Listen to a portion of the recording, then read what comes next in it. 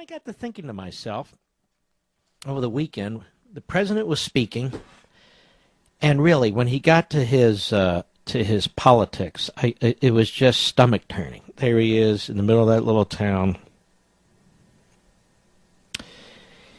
and he named 4 instances in which there were massacres, but he left one out. I immediately realized, and my brother emailed me too, what happened to Fort Hood? How come he didn't mention Fort Hood? How come Obama did not mention Fort Hood, where 13 human beings were slaughtered and there were several survivors? Because, ladies and gentlemen, first of all, Fort Hood is a military enclave. It's a base. You can't have more control than that. Number 2, they have all kinds of rules about who can carry weapons and who can't there. And unfortunately, a lot of our men and women in uniform aren't allowed to carry weapons unless they're on duty. All kinds of gun control on that base. But number 3, it had nothing to do with gun control. It had everything to do with political correctness run amok, costing the lives of 13 human beings. CBS News, July 19, 2012, the FBI was too concerned about political correctness and did not launch an investigation into a man who was later charged with killing 13 people in the 2009 attack in Fort Hood, Texas, despite significant warning signs that he was an Islamic extremist bent on killing civilians, according to a lawmaker briefed on a new report. In emails to known terrorist, Army Major Nidal Hassan expressed his support for suicide bombings and killing civilians, while the terrorist, Anwar al-Awlaki, encouraged Hassan to stay in touch. In total, Hassan wrote 18 emails, only 2 of which Awlaki replied. Most of the other emails were more benign. The review was done by former FBI Director William Webster and was more than 2 years in the making. The case has drawn attention to U.S. intelligence lapses. Less than a month after the Fort Hood rampage, the Pentagon's top intelligence officer sent the White House report detailing an earlier failure to connect the dots. And it goes on and on. They knew this guy was trouble. They knew he was a potential threat, but they didn't want to touch him. Do you want to know why? You want to know the God's honest truth? Is that why you're listening to this program? Because they didn't want to be accused of discriminating against a Muslim gentleman. That's why. That's why Obama didn't mention it yesterday when he was ticking off the killings that happened under his watch. Now, he went to Fort Hood, but he left it off his list. Am I the only one to notice this? Because Fort Hood doesn't really explain things the way all these politicians and Obama want to have them explained. Now, do they? And it's even worse. Obama goes to these places. He speaks to the people there, as a president should.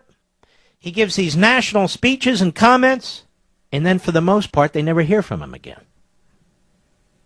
But in the case of Fort Hood, it's even worse. This is from October of this year. Daily Caller. Survivors of the November 2009 Fort Hood massacres have created a YouTube video urging the Obama administration to, quote, stop the charade. The Fort Hood terror attack was not workplace violence. You see, the Obama administration keeps calling it workplace violence, not a terrorist attack. For nearly 3 years, the Defense Department has resisted reclassifying the most lethal attack on U.S. soil since 9/11 workplace violence to a terrorist attack. 13 people dead, 32 wounded.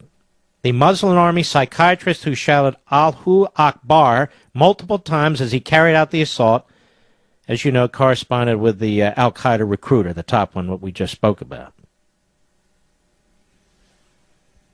So why call this workplace violence? Well, because that just fits in neatly with the left agenda, and if they were to call it terrorist attack, these people would actually get the help that they need. Some of them would get Purple Hearts for fighting back. So here we have the survivors having to reduce themselves to a YouTube video because they can't get Obama's attention. They can't get Obama's attention to do the right thing. Sure, we should turn all this over to the federal government, ladies and gentlemen. Why? Because Obama said things like this shouldn't happen anymore. Then I got to thinking, ban weapons like AK-47s? Ban weapons like AK-47s.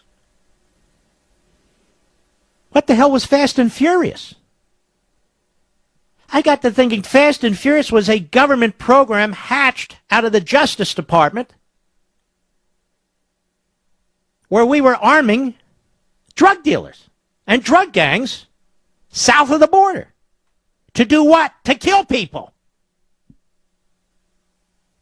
Univision, among others, but Univision in particular, had a tremendous expose of this in a program they ran. About 2,000 mostly AK-47s and some 50 caliber guns. Those are big guns. Were allowed to be purchased by known straw buyers and walk without a trace into Mexico. At first, the Justice Department denied it. Then they had to concede the government did indeed knowingly allow these guns to cross the border. The president has yet to fully explain his role in this program or why it occurred on his watch. And he won't answer any questions about it. He won't answer any questions. The Univision News Investigative Unit was able to identify additional guns that escaped the control of ATF agents and were used in different types of crimes throughout Mexico. And some of these guns, none of which were reported by congressional investigators, were put in the hands of drug traffickers in Honduras, Puerto Rico, and Colombia. A person familiar with the recent congressional hearings called Univision's findings the holy grail that Congress had been searching for. And what happened? Nothing. President's yet to talk about this. So Fort Hood's not on the list of mass murder. The most outrageous use of powerful weapons, misuse of powerful weapons under this administration in Fast and Furious. The president's never been held to account politically for this. We have people who've survived the Fort Hood massacre having to put out a YouTube to get the help that they need. I'm just saying, we're going to turn over what to the federal government exactly? That happened on a federal installation. Fast and Furious was initiated by the Obama administration, the federal government. Now, I'll tell you what I really resent about all this. Not only the fact that here I am having to discuss all this when we shouldn't have to discuss it at all, because it's completely irrelevant, but having to hear the President of the United States on a Sunday in the middle of the night blame the entire nation for the act of one animal slaughtering 20 children and 7 adults, including his own mother, like you and I have something to do with this, like you and I raise our children, our grandchildren like this, when in fact we don't. When in fact the opposite is true. The overwhelming, the vast majority of us raise our children as best we can to be stand-up citizens and to comply with the law. We didn't do this, and this is part of the problem. Individual accountability. Individual accountability. Society did not create this killer.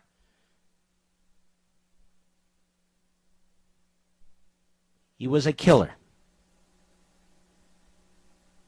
He turned out to be a killer. But I didn't do it, and you didn't do it, and my neighbors didn't do it, and your neighbors didn't do it either. And I'm tired of self-serving politicians projecting onto you and me this guilt trip like we've done something when this is a horrific, horrendous, unimaginable crime, which we reject completely.